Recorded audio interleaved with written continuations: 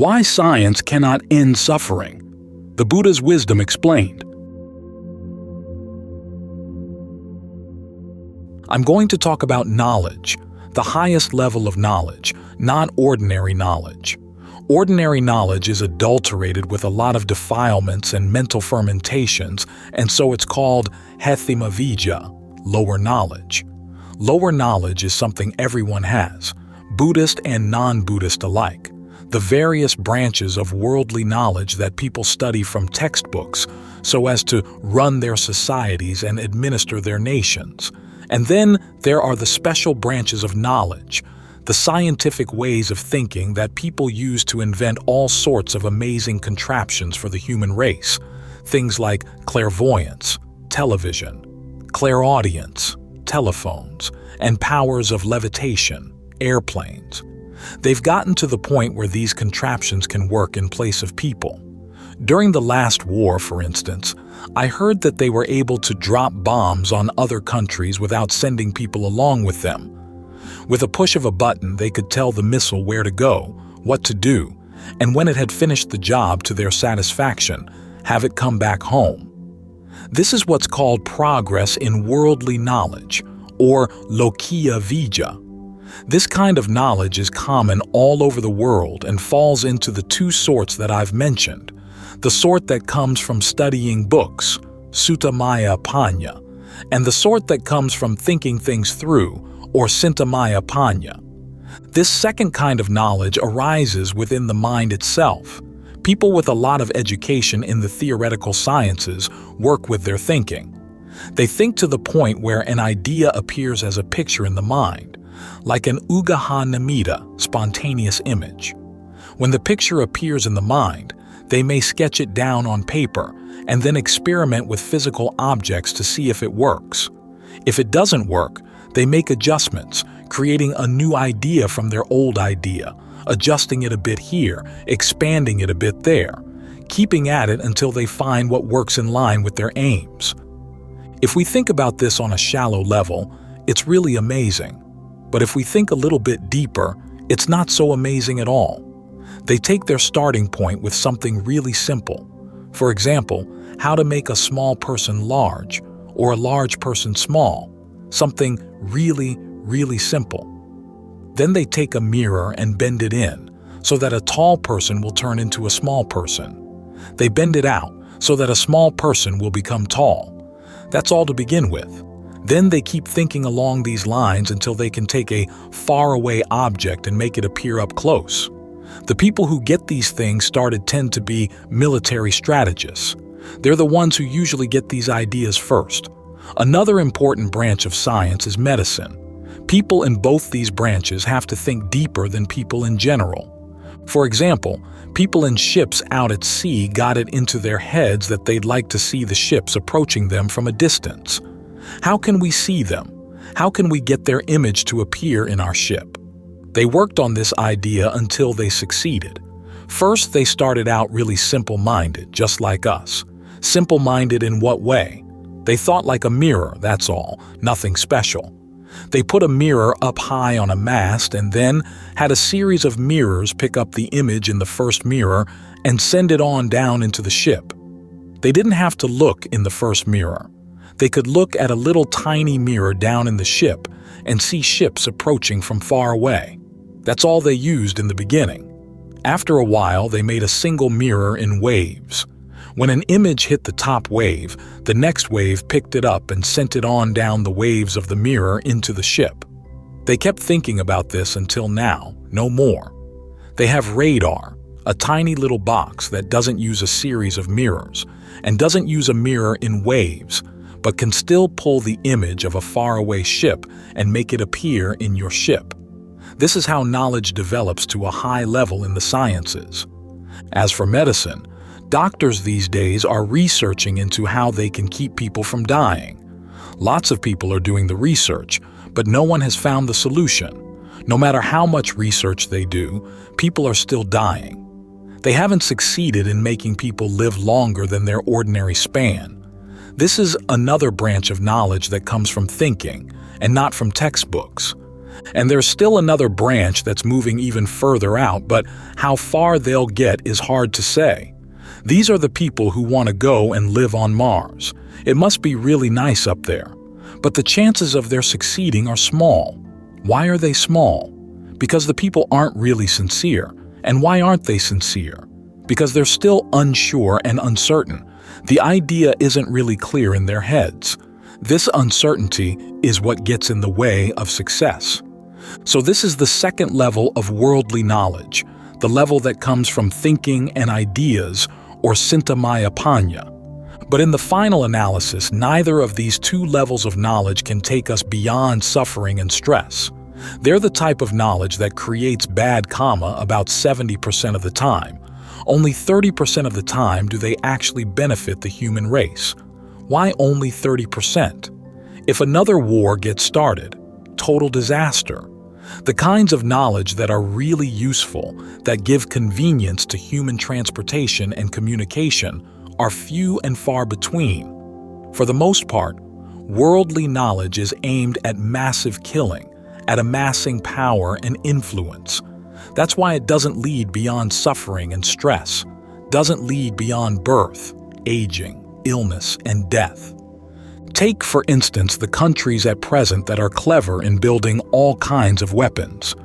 They sell their weapons to other countries, and sometimes those other countries use the weapons to kill people in the countries that built them. There are countries that can't build their own weapons, yet they declare war on the countries who gave them military aid. That's about as far as the results of worldly knowledge can take you. This is why the Buddha taught us a higher level of knowledge, Dhamma knowledge. Dhamma knowledge arises in two ways, through thinking and through not thinking. The first level of thinking is called appropriate attention, Yoniso Manasikara. When we hear the Dhamma, we have to use appropriate attention to consider things before we're asked to believe them. For instance, suppose we want to make merit.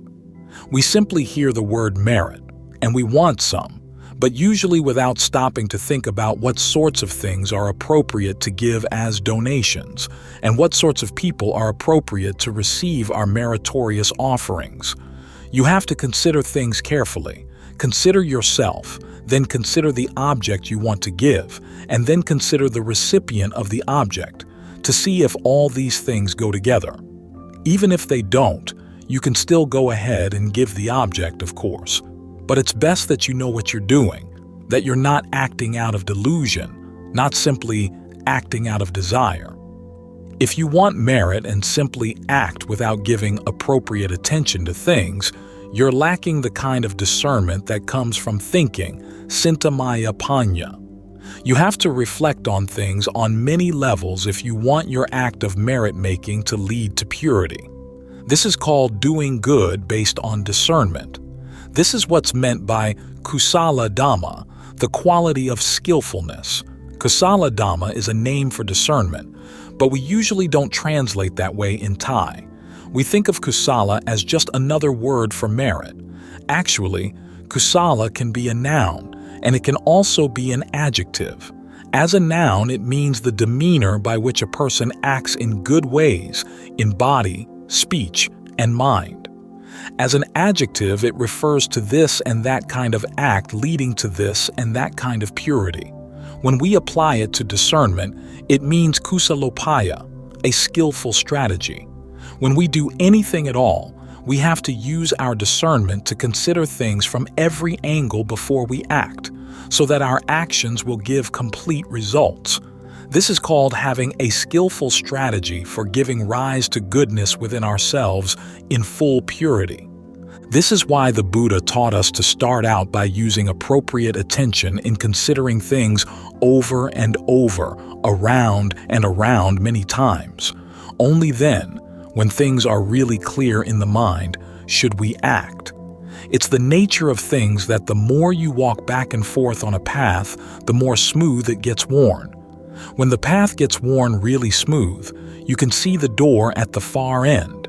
If you walk back and forth many times, the grass and weeds on the path all die, and knowledge arises. You learn which plants growing on the side of the path can be eaten and which ones can't. As the path gets worn more and more smooth, you gain all sorts of benefits. 1. It doesn't hurt your feet to walk on it. 2. You learn what's growing along the side of the path, which plants can be eaten, and what uses there are for the plants that can't. You might be able to make them into compost. As for the plants that can be eaten, if there's more than enough for you to eat, you can take what's left and sell it on the market. These are called side benefits. In addition, when you're in a hurry, you can run easily along the path. If you need to rest, it doesn't hurt to sit on it. If you're sleepy and the path is really smooth, you can lie right down on it. If a snake or an enemy crosses your path, you can run quickly in the other direction. So there are all sorts of good benefits.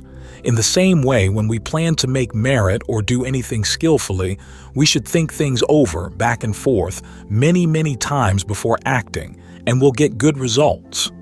This is the first level of thinking, called Cintamaya-Panya. The next level goes deeper. It's called directed thought, Vitakka, and evaluation, Vicara. This level isn't said to be a part of Cintamaya-Panya, but it's a similar sort of thing, only with a difference. That's why it has to be given another name. Bhavanamaya-Panya, the discernment that comes with meditation. When you meditate, you have to think. If you don't think, you can't meditate, because thinking forms a necessary part of meditation. Take jhana, for instance. Use your powers of directed thought to bring the mind to the object, and your powers of evaluation to be discriminating in your choice of an object. Examine the object of your meditation until you see that it's just right for you. You can choose slow breathing, fast breathing, short breathing, long breathing, narrow breathing, broad breathing, hot, cool, or warm breathing. A breath that goes only as far as the nose. A breath that goes only as far as the base of the throat. A breath that goes all the way down to the heart. When you found an object that suits your taste, catch hold of it and make the mind one, focused on a single object. Once you've done this, evaluate your object. Direct your thoughts to making it stand out. Don't let the mind leave the object. Don't let the object leave the mind. Tell yourself that it's like eating. Put the food in line with your mouth. Put your mouth in line with the food. Don't miss. If you miss, and go sticking the food in your ear, under your chin, in your eye, or on your forehead, you'll never get anywhere in your eating. So, it is with your meditation. Sometimes the one object of your mind takes a sudden sharp turn into the past, back hundreds of years. Sometimes it takes off into the future and comes back with all sorts of things to clutter your mind. This is like taking your food, sticking it up over your head, and letting it fall down behind you. The dogs are sure to get it, or like bringing the food to your mouth and then tossing it out in front of you. When you find this happening, it's a sign that your mind hasn't been made snug with its object. Your powers of directed thought aren't firm enough. You have to bring the mind to the object and then keep after it to make sure it stays put. Like eating. Make sure the food is in line with the mouth and stick it right in. This is directed thought. The food is in line with the mouth is in line with the food. You're sure it's food and you know what kind it is. Main course or dessert, coarse or refined. Once you know what's what and it's in your mouth, chew it right up. This is evaluation. Examining, reviewing your meditation.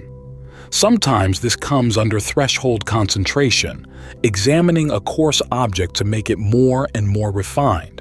If you find that the breath is long, examine long breathing. If it's short, examine short breathing. If it's slow, examine slow breathing.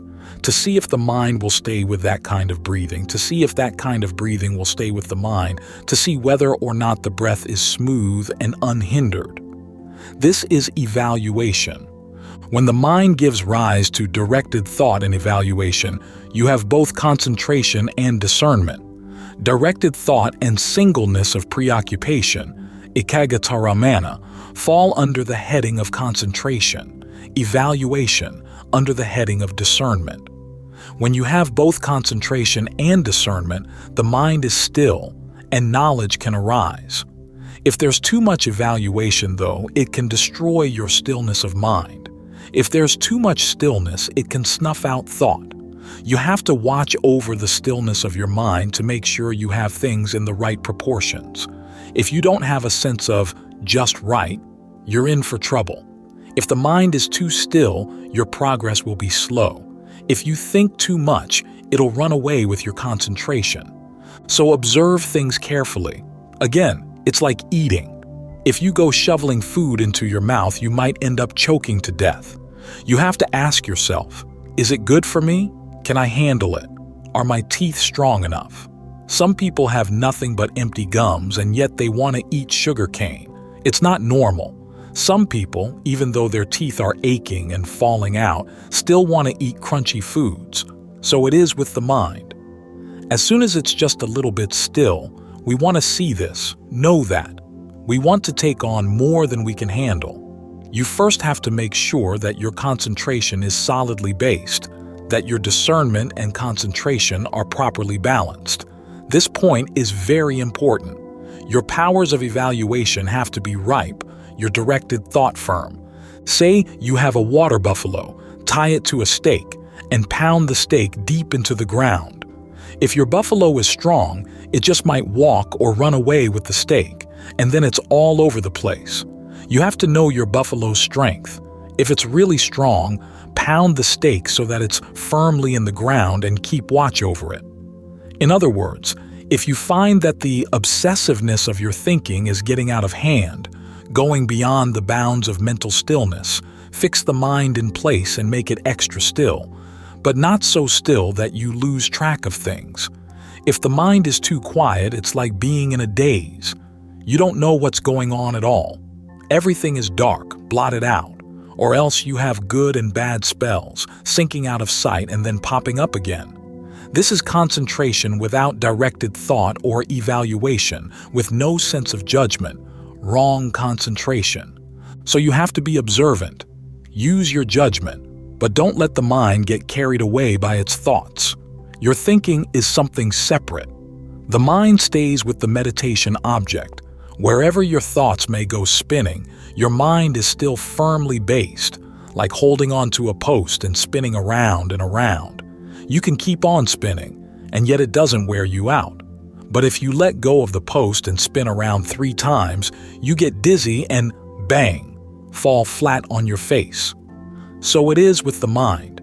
If it stays with the singleness of its preoccupation, it can keep thinking and not get tired, not get harmed. Your thinking is Cintamaya Panya. Your stillness, Bhavanamaya Panya. They're right there together. This is the strategy of skillfulness, discernment on the level of concentration practice. Thinking and stillness keep staying together like this.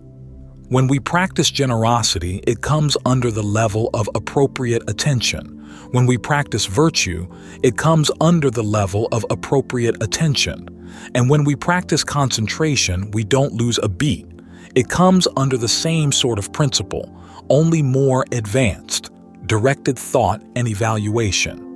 When you have directed thought and evaluation in charge of the mind, then the more you think, the more solid and sure the mind gets. The more you sit and meditate, the more you think. The mind becomes more and more firm until all the hindrances, nivarana, fall away. The mind no longer goes looking for concepts.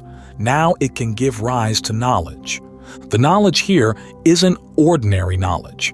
It washes away your old knowledge. You don't want the knowledge that comes from ordinary thinking and reasoning. Let go of it. You don't want the knowledge that comes from directed thought and evaluation. Stop. Make the mind quiet, still.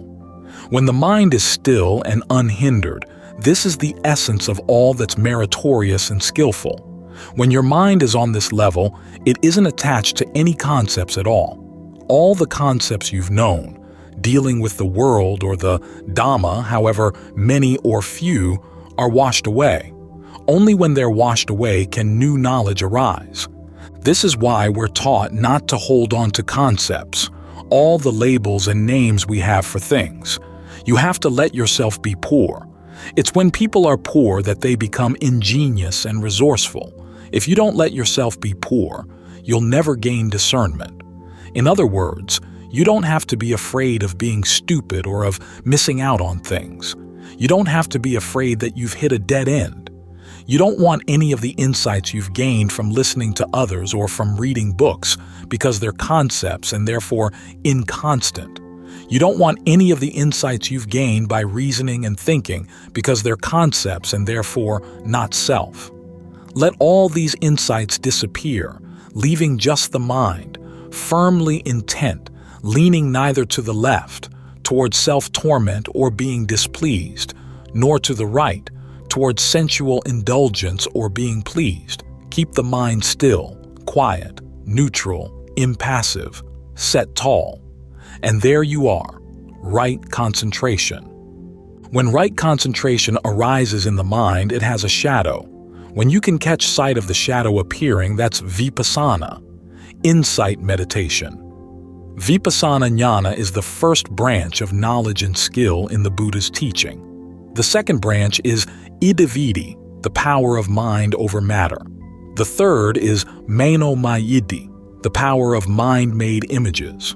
The fourth is dibbakaku, clairvoyance. The fifth is dibbasoda, clairaudience. The sixth is sadoparya jnana, the ability to read minds. The seventh is Pubbanivasanusati jnana, knowledge of previous lifetimes. And the eighth, Asavakaya jnana, knowledge of the ending of mental fermentations. All 8 of these branches are forms of knowledge and skill that arise from concentration. People without concentration can't gain them. That's an absolute guarantee. No matter how smart or clever they may be, they can't gain these forms of knowledge. They have to fall under the power of ignorance. These 8 branches of knowledge come from right concentration. When they arise, they're not called thoughts or ideas. They're called right views. What looks wrong to you is really wrong. What looks right is really right. If what looks right is really wrong, that's wrong view. If what looks wrong is really right, again, wrong view. With right view, though, right looks right and wrong looks wrong. To put it in terms of cause and effect, you see the 4 noble truths. You see stress, and it really is stressful. You see the cause of stress arising, and that it's really causing stress. These are noble truths, absolutely, undeniably, indisputably true. You see that stress has a cause. Once the cause arises, there has to be stress. As for the way to the disbanding of stress, you see that the path you're following will, without a doubt, lead to liberation. Whether or not you go all the way, what you see is correct. This is right view. And as for the disbanding of stress, you see that there really is such a thing. You see that as long as you're on the path, stress does in fact fall away. When you come to realize the truth of these things in your heart, that's vipassana jnana. To put it even more simply, you see that all things, inside as well as out, are undependable. The body is undependable. Aging is undependable. Death is undependable. They're slippery characters, constantly changing on you. To see this is to see inconstancy. Don't let yourself be pleased by inconstancy. Don't let yourself be upset. Keep the mind neutral, on an even keel. That's what's meant by vipassana. Sometimes inconstancy makes us happy. Sometimes it makes us sad. Say we hear that a person we don't like is going to be demoted, or is sick or dying. It makes us gleeful, and we can't wait for him or her to die. His body is impermanent. His life is uncertain. It can change, but we're glad. That's a defilement. Say we hear that a son or daughter has become wealthy, influential, and famous, and we become happy. Again, our mind has strayed from the noble path. It's not firmly in right concentration. We have to make the mind neutral, not thrilled over things, not upset over things, not thrilled when our plans succeed, not upset when they don't. When we can make the mind neutral like this, That's the neutrality of right view. We see what's wrong, what's right, and try to steer the mind away from the wrong and toward the right. This is called right resolve, part of Vipassana Jnana. The same holds true with stress, whether it's our stress and pain or somebody else's. Say we hear that an enemy is suffering. Glad to hear it, we think. Hope they hurry up and die. The heart has tilted. Say we hear that a friend has become wealthy and we become happy, or a son or daughter is ill and we become sad. Our mind has fallen in with suffering and stress. Why? Because we don't have any knowledge. We're unskilled. The mind isn't centered. In other words, it's not in right concentration. We have to look after the mind. Don't let it fall in with stress. Whatever suffers, let it suffer, but don't let the mind suffer with it. The people in the world may be pained, but the mind isn't pained along with them. Pain may arise in the body, but the mind isn't pained along with it. Let the body go ahead and suffer, but the mind doesn't suffer. Keep the mind neutral. Don't be pleased by pleasure either. Pleasure is a form of stress, you know. How so? It can change. It can rise and fall. It can be high and low. It can't last. That's stress. Pain is also stress, double stress. When you gain this sort of insight into stress, when you really see stress, Vipassana has arisen in the mind. As for anatta, not self, once we've examined things and seen them for what they really are, we don't make claims. We don't display influence. We don't try to show that we have the right or the power to bring things that are not self under our control. No matter how hard we try, we can't prevent birth, aging, illness, and death. If the body is going to be old, let it be old. If it's going to hurt, let it hurt. If it has to die, let it die. Don't be pleased by death, either your own or that of others.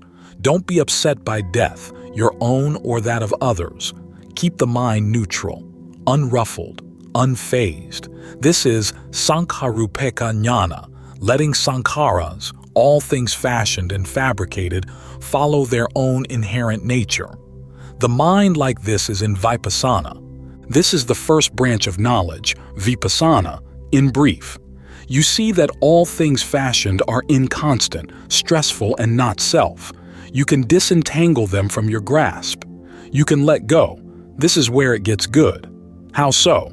You don't have to wear yourself out lugging sankharas around. To be attached means to carry a load, and there are 5 heaps, khandhas, we carry. Rupupadana khandho. Physical phenomena are the first load. Vedanupadana khandho. Feelings that we're attached to are another. Sanyupadana khandho. The concepts and labels that we claim are ours are a pole for carrying a load on our shoulder. Sankharupadana khandho. The mental fashionings that we hang on to and think are ours. Vinyanupadana khandho. Our attachment to sensory consciousness. Go ahead, carry them around. Hang one load from your left leg and one from your right. Put one on your left shoulder and one on your right.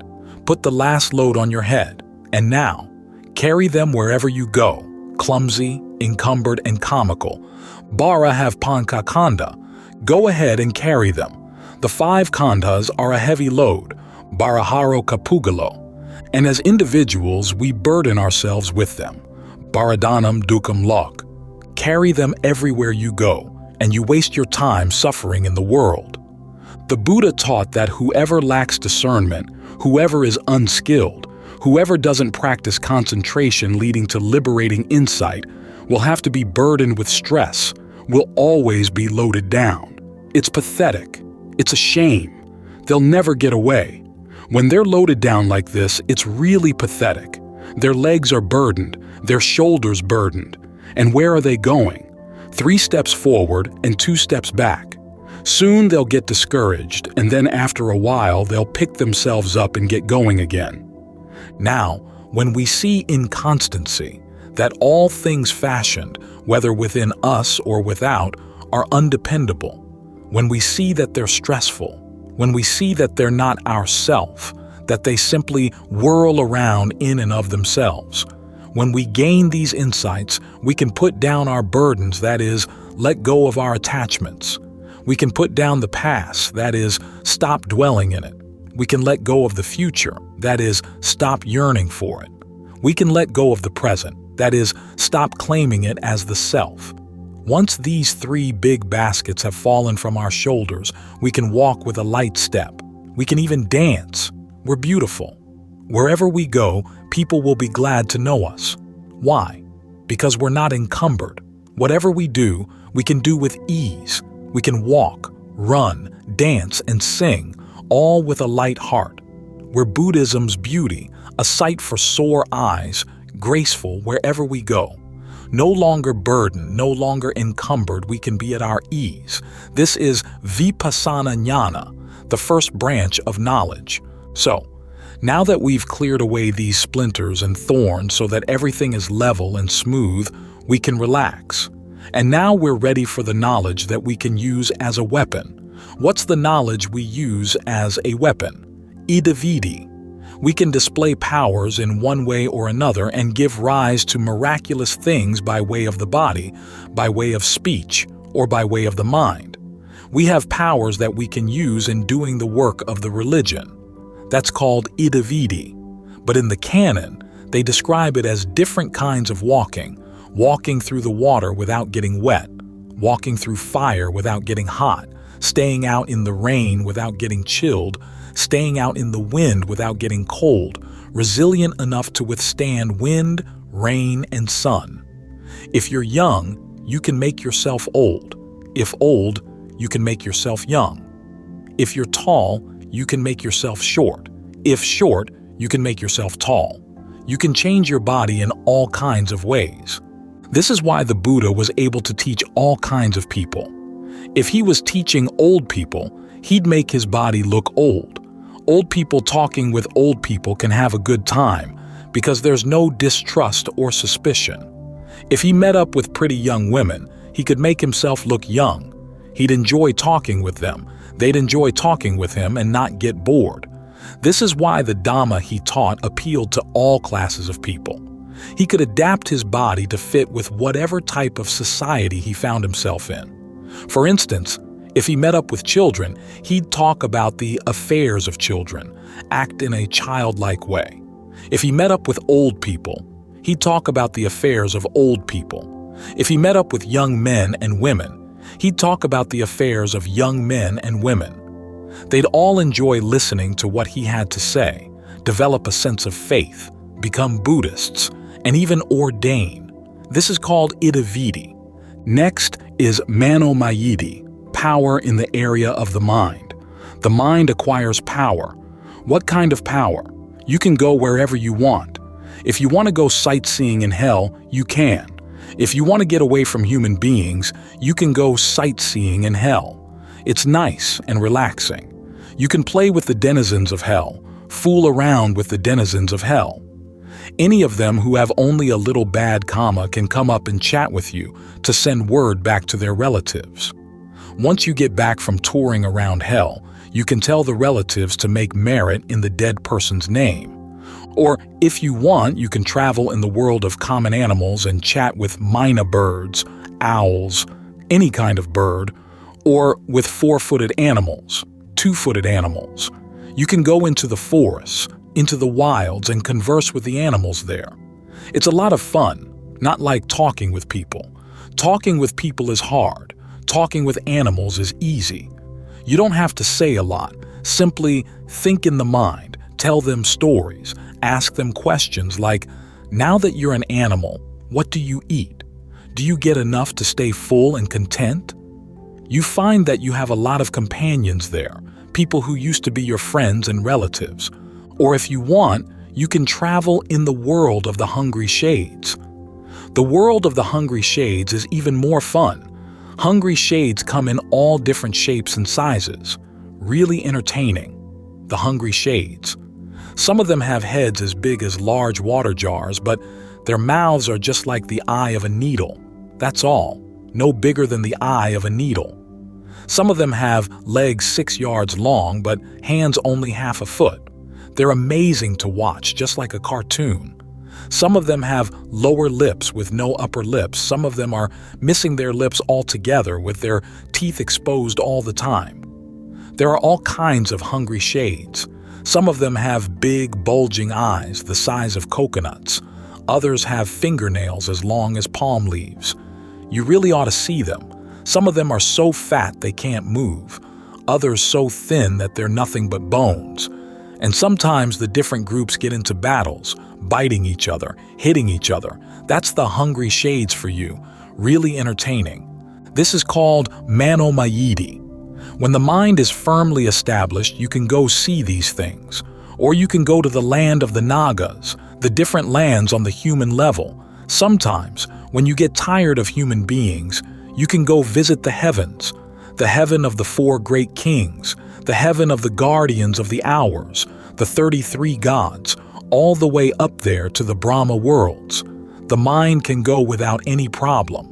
This is called Mano Mayidi. It's a lot of fun. Your defilements are gone. Your work is done. You've got enough rice to eat and money to spend, so you can go traveling to see the sights and soak up the breezes. That's Mano Mayidi. Dibakaku, clairvoyance. You gain eyes on 2 levels. The outer level is called the Mansakaku, the eye of the flesh, which enables you to look at human beings in the world, divas in the world.